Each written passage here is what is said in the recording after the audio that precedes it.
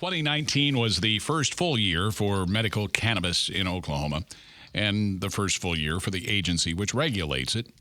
Looking back, the year saw unexpected growth, and from all indications, that growth continues steadily 16 months after the law went into effect. KRMG goes in depth. Here's KRMG's Russell Mills. First, the numbers. Terry Watkins is the newly minted communication manager for the Oklahoma Medical Marijuana Authority.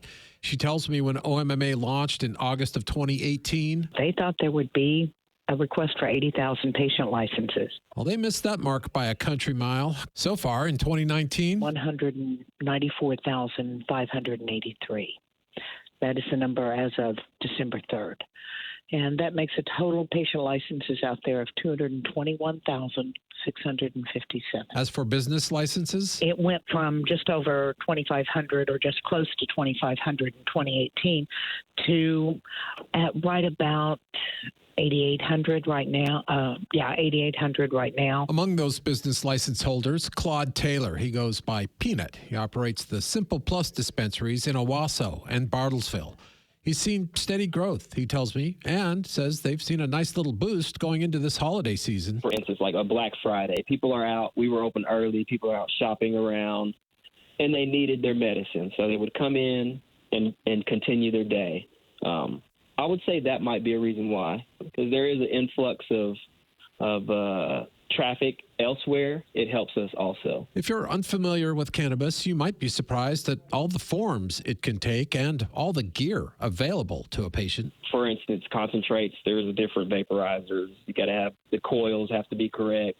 There's so many different materials like diamonds, sugar waxes, resins, rosins.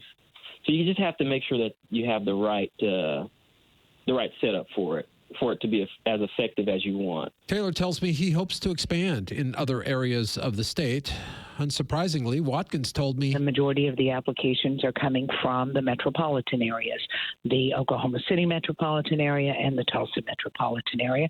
And of course, Lawton is got quite a few, as does Enid and some of the other larger communities. No worries, Taylor says. His customers still find him. We get people all the way from Tahlequah, Glenpool, Muskogee. We get them from a lot of different areas. Since we really only have one full year of data, it's hard to gauge whether the industry will continue this rapid growth, but changing attitudes and laws give business owners and budding entrepreneurs reason for hope.